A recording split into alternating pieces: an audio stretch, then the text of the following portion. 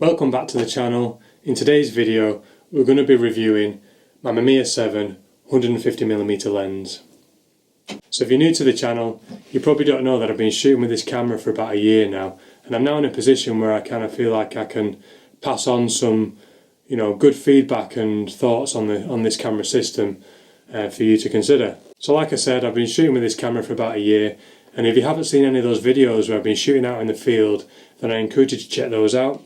I also recently did a review of this camera, plus a review of the 50mm lens and also the 80mm lens, and you can find those in the video feed of my YouTube channel. So in a second you're going to see a slideshow of some of my images that I've taken with the Mamiya 7 150mm lens. But before I do that, I just want to say that I send all my colour negatives, black and white film, slide film up to PCL Imaging in Auckland in New Zealand. They do a fantastic job. They send them back to me, and once I get them back I scan them into my computer using my Epson V800 flatbed scanner, and I use Silverfast software. So if you've never scanned film before, or even if you're just looking to brush up on your skills and how to do it, then I encourage you to check out the tutorial video that I recently done on how to do that. And what I'll do is I'll leave a link in the description below and you can check that out.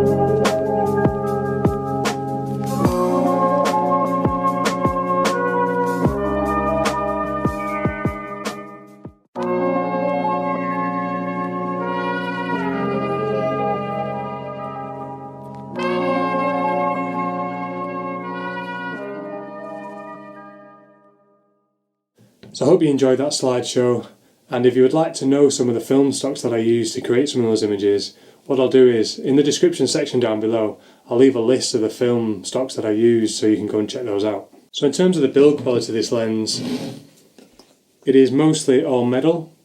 In fact, the only non-metal piece that you can see on the lens is the rubber focus grip. In terms of the distances on the focus, it's got meters and feet, which is great. And this lens, in fact all the Mamiya 7 lenses, have a leaf shutter built into the lens, so on the back of the lens there is a coupling, and they attach really easy to the camera body. It's a bayonet type system, and it just clicks into place and you're ready to go. So I thought it'd be quite good to give some spec to this 150mm lens. So in terms of the f-stop range, it runs from f4.5 all the way up to 32. It's got a 34-degree field of view. Now in 35mm format, that's 71mm lens. The design of the lens, now in terms of design, my understanding is that all these Mamiya 7 lenses are based on Carl Zeiss designs. So I suspect that this one is a Tele-Tessar, although I'm not 100% sure. So if you actually know what design this is based on, then please leave a comment in the comment section down below. In terms of the minimum focus of this lens, you can focus down to 1.8 meters, and if you want to put a filter on the front, the filter thread size is 67mm. And in terms of the weight, you know, it's quite a big chunky lens, and it weighs 520 grams. So in terms of the performance of this lens, the sharpness is great right throughout the f-stop range, you know, there's no doubt about that. In terms of light fall off, you do get a bit of light fall off down at f4.5 and wide open, you know, that's to be expected with a telephoto lens. In terms of distortion or chromatic aberration, in the images that I've taken I haven't seen any of that, so I don't think that's an issue. I've mainly used this lens for landscape photography and I've been really happy with the results. You know, just like the rest of the Mamiya 7 lenses, it gives great contrast and great resolution. I also think it'd be great for portrait photography and street photography. There is one tip that I would like to pass on to you from using this lens, and this lens is renowned for being a little bit tricky. So if you're going to be shooting wide open and you're going to be close focusing, just make sure that you're really spot on with your focusing, because it's got a bit of a habit of being out of focus at close distances.